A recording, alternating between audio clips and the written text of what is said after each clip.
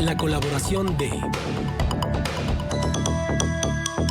Gustavo, es un gusto saludarte hasta Saltillo. Gracias por tomarnos la llamada, por estar con nosotros. Hablábamos hace un momento de las repercusiones, por lo menos a la vista, lo que está sobre la mesa en materia económica, la posibilidad de una degradación en la puntuación que luego dan casas como Fitch Ratings y demás, y las repercusiones que esto tendría no nada más en la vida económica, sino también política del país.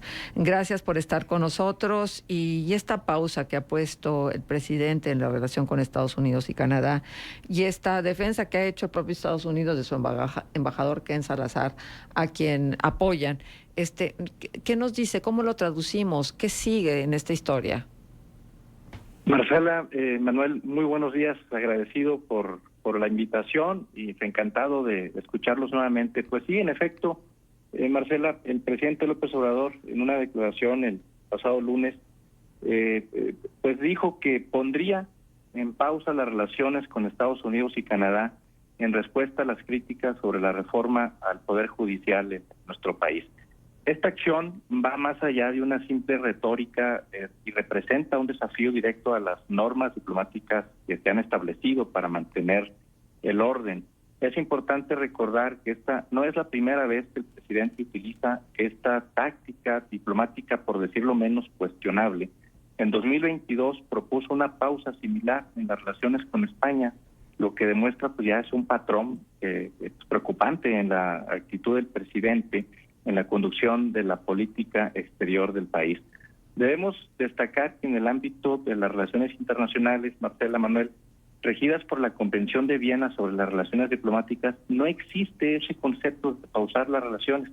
Esta invención retórica del presidente carece de fundamento legal y socava la seriedad y la predecibilidad que es necesaria en la diplomacia de un Estado soberano. La actitud del presidente López Obrador en este asunto revela una profunda contradicción. Mira, mientras critica los asuntos internos de otras naciones, muestra una marcada intolerancia a las críticas dirigidas a su administración. Esta doble moral es evidente en sus intervenciones en asuntos de Perú, Argentina y recordemos el caso más reciente del conflicto diplomático con Ecuador. Su tendencia a comentar a la ligera sobre las situaciones políticas complejas en otros países no solo demuestra una falta de prudencia diplomática, sino que también expone a México a innecesarias tensiones internacionales, lo que pues es irresponsable si consideramos las delicadas implicaciones que tales declaraciones pueden tener en las relaciones bilaterales. Es importante entender que en términos estrictamente legales, esta pausa declarada unilateralmente no tiene ningún efecto jurídico. Los tratados, los acuerdos y las obligaciones internacionales de México permanecen plenamente vigentes. Esta discrepancia entre la retórica presidencial y la realidad jurídica internacional crea ambigüedad en la postura oficial de México. La respuesta diplomática de Estados Unidos y de Canadá ha sido notablemente medida, reiterando su respeto a la soberanía mexicana, pero mantienen sus preocupaciones sobre la reforma judicial. Esta respuesta mesurada, Marcela, pues me parece que subraya el profesionalismo diplomático de nuestros vecinos del norte, en un marcado contraste con la impulsiva reacción propia de un pandillero, de un peleonero por parte de Andrés Manuel López Obrador. La declaración del presidente sobre pausar las relaciones con Estados Unidos y Canadá, aunque carente de base jurídica, ha desencadenado, como lo comentabas al inicio, consecuencias reales. Este concepto de pausa, que existe únicamente en la mente del presidente, ha sembrado incertidumbre en los mercados y tensado las relaciones comerciales con nuestros vecinos del norte. A pesar de los tratados y acuerdos internacionales siguen vigentes, la mera sugerencia de pausa diplomática ha generado ondas de choque en la comunidad inversora. Más allá de las cifras que pudiéramos comentar sobre el intercambio comercial, esta retórica ha enfriado y coloca en riesgo el diálogo con nuestros principales socios comerciales. La implementación del TEMEC, crucial, importante para la economía mexicana, puede verse obstaculizado con este ambiente de incertidumbre en la diplomacia. La cooperación en temas vitales como seguridad, migración y desarrollo económico también están en riesgos al verse afectada. Esta situación me parece pues que en un mundo globalizado e interconectado, las palabras de un líder como Andrés Manuel López Obrador pues tienen repercusiones tangibles, incluso cuando carezcan de sustancia legal. La próxima administración de Claudia Sheinbaum enfrentará el desafío de reparar estos daños y restaurar la confianza, tanto en los mercados internacionales como en las relaciones diplomáticas, y demostrar que México puede ser un socio confiable y predecible en el escenario global.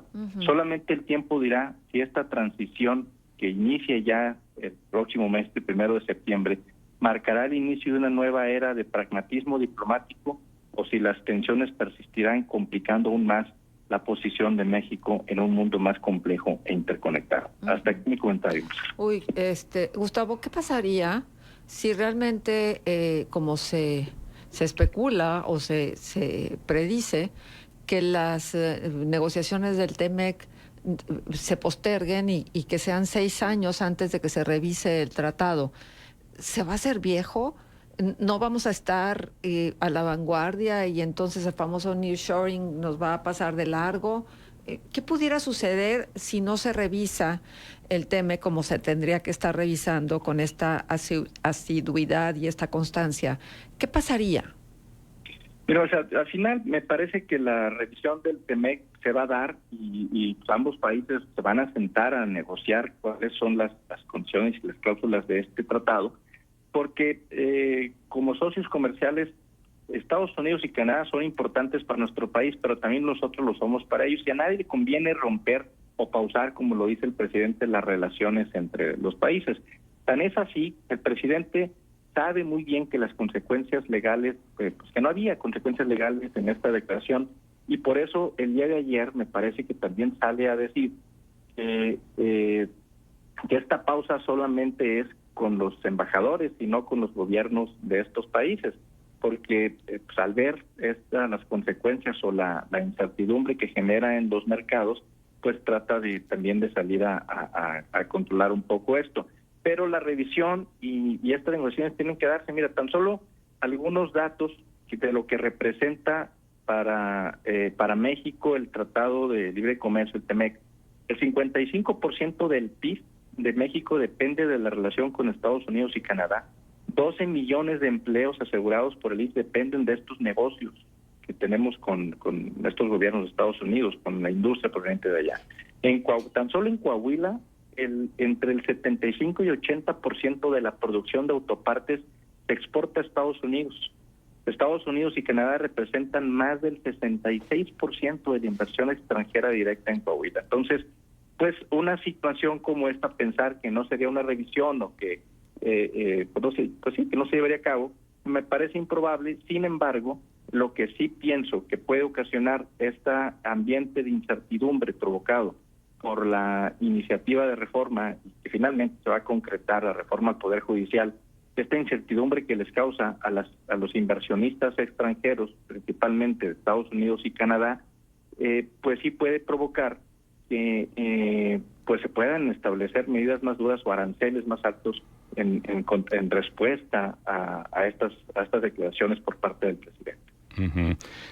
Sí, es que lo decías bien, Gustavo, en el sentido de que, a ver, esto de la pausa no es una figura diplomática, no tiene efectos jurídicos, no existe, salvo como parte del discurso berrinchista del presidente en torno a esta situación. A mí me pareció bastante clara y bastante correcta la postura del embajador canadiense Graeme Clark al emitirla, porque dijo, de ninguna manera es con un afán injerencista, es solamente una opinión y es también labor del embajador transmitir la opinión de algunos inversores en cuanto a la incertidumbre que tienen con lo que se plantea en esta iniciativa de reforma.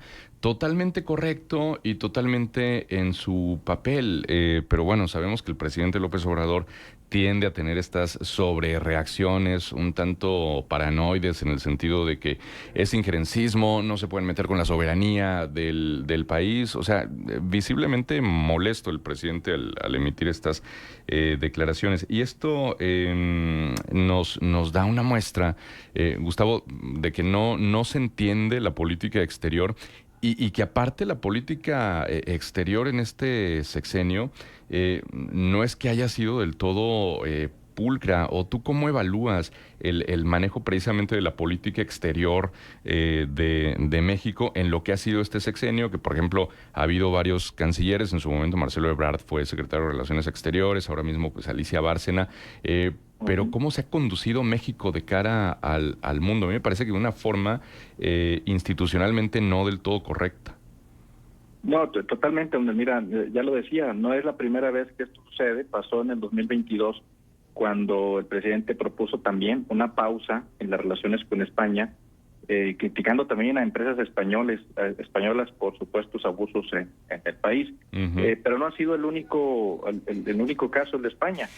Criticó abiertamente la destitución del expresidente Pedro Castillo y se negó a reconocer a la presidenta Diana Boluarte en Perú.